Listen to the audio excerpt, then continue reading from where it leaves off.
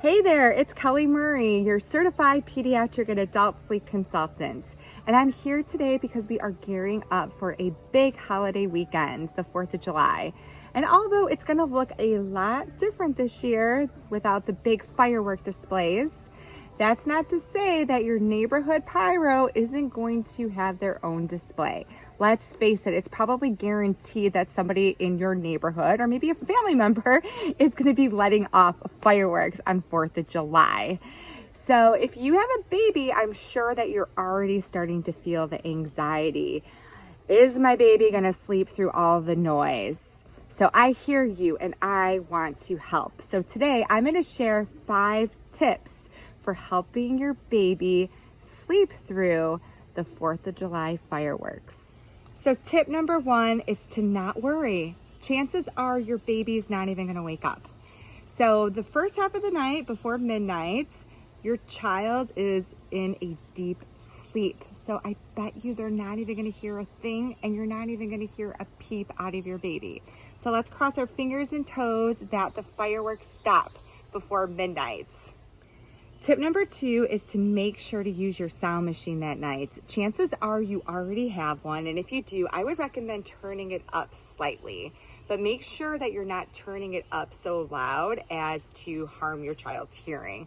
The recommendation is no louder than 50 decibels. You can actually download a decibel reader on your phone so that you can test in advance. So I would recommend the day before playing around with the volume, make sure that you know how loud you can turn it up safely so you can drown out those fireworks without posing a hazard to your child's hearing. Now, if you don't already have a sound machine, what are you waiting for? Go out and get one ASAP and start using it in advance so that your child can get used to the sound.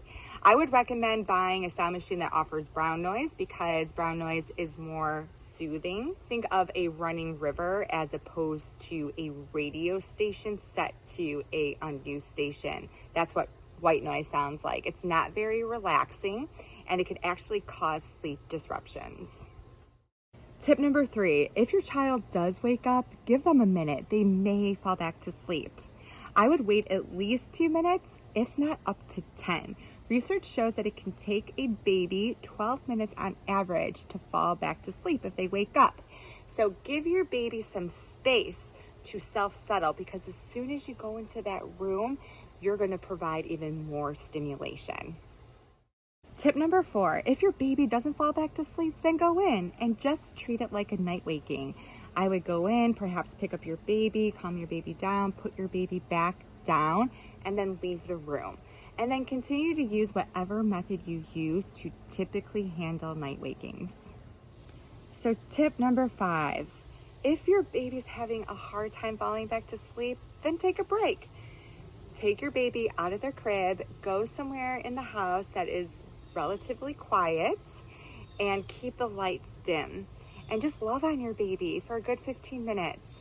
You can maybe rock your baby a little bit, walk around the house, sing to your baby, read your baby a couple stories, even feed if necessary. And after 15 minutes, go back into your baby's room and then redo the last couple steps of the bedtime routine. Perhaps change your baby's diaper, read a couple stories, and then back into the crib. So I hope these tips help to ease your concerns going into the big holiday weekend. Now you can rest easy knowing that you have a plan so that those fireworks don't get in the way of your little firecrackers' rest.